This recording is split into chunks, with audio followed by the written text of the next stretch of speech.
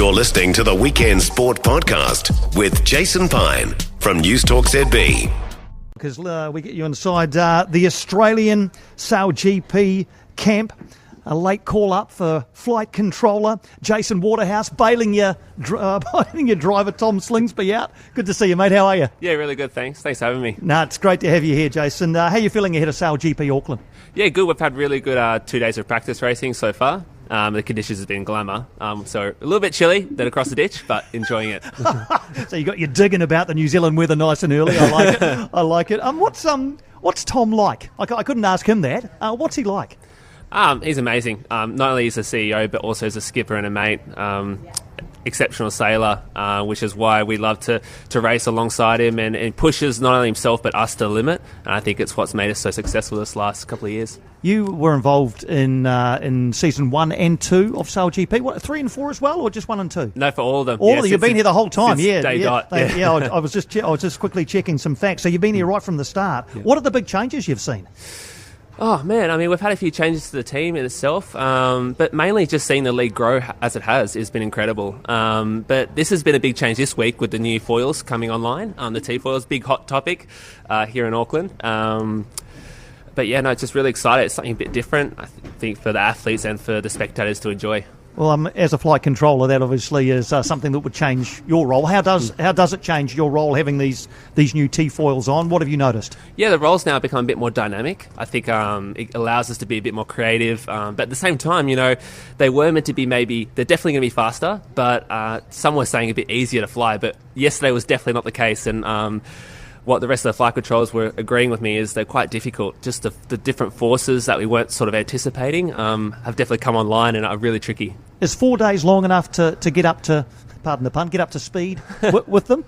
Absolutely not. But that's kind of the cool part about it is we're all going to be learning and racing at the same time. So I think for myself, today is just trying to focus on keeping things simple, exploiting what we've learned the last few days at the same time, trusting our skills that we know have previously worked. As you've outlined, been there from the start, but you've lost wing trimmer Kyle Langford to the Italian syndicate ahead of season 5. Oh, I know he went with your best wishes, but he's been an integral part of the boat, hasn't he? How strange is it not having him there? It is different. We lost 30 kilos off the rail as well. We've got the light Chris Draper, who is a lot smaller but just as skilled in every way, and he's been a great addition to the team. Not only is it something fresh, but it's made us to look into our own roles as well. Chris has brought another level of professionalism.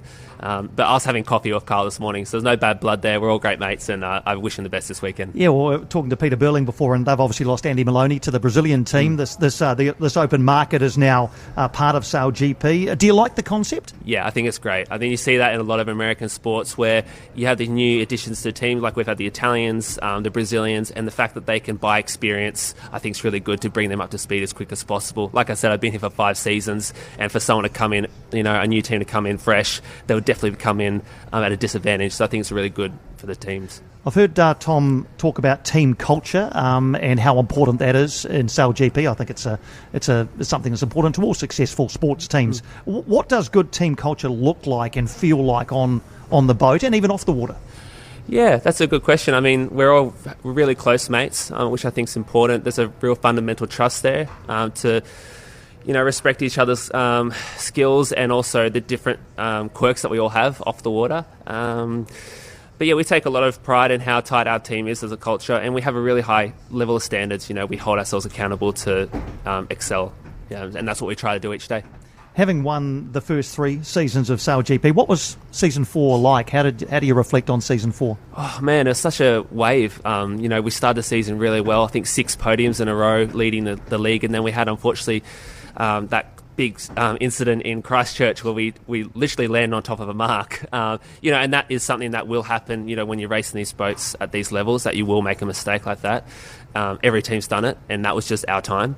And then we just really struggled to get the confidence in the boat back up to where we wanted it to be, and had a really hard second half of the season.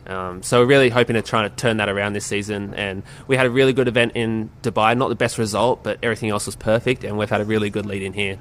Yeah, the Christchurch incident. Saw it replayed. I'm sure you've probably stopped replaying it. But what actually happened? Can you break it down for us with the benefit of hindsight? It hasn't gone anywhere. I still have nightmares about it, mate. It was just one of those situations where boats at the limit, lots of breeze in Christchurch, and then just a sort of pinch point on the boundary, and this a marker probably where it shouldn't have been. But everyone else got around it except for us, so it was really on us that made the mistake. But like I said, it's just one of those things. It's going to happen. It's a high action sport, and you're going to crash because we pushed the limits, and that was our time. Unfortunately, we didn't want to be as bad as that, but it is what it is. Everyone was safe and everyone was okay. It's the main thing. So you've got your home event coming up next, but how much would you like any good Australian, to come over to New Zealand and beat the Kiwis on their home water?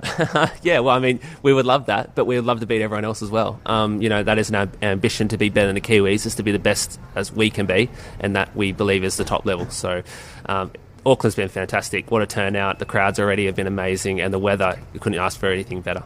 And just on the conditions, do you like them, what you're seeing in the forecast? Do you feel like it'll be conducive to what you're wanting to do this afternoon and tomorrow? I think so. I think it's going to be great for the spectators. It's such a short stadium-like race course, and good breeze today to get us started. I think we'll see really close racing, and then tomorrow looks crazy. I mean, I'm genuinely worried that we're going to have some serious carnage, which I kind of love at the same time.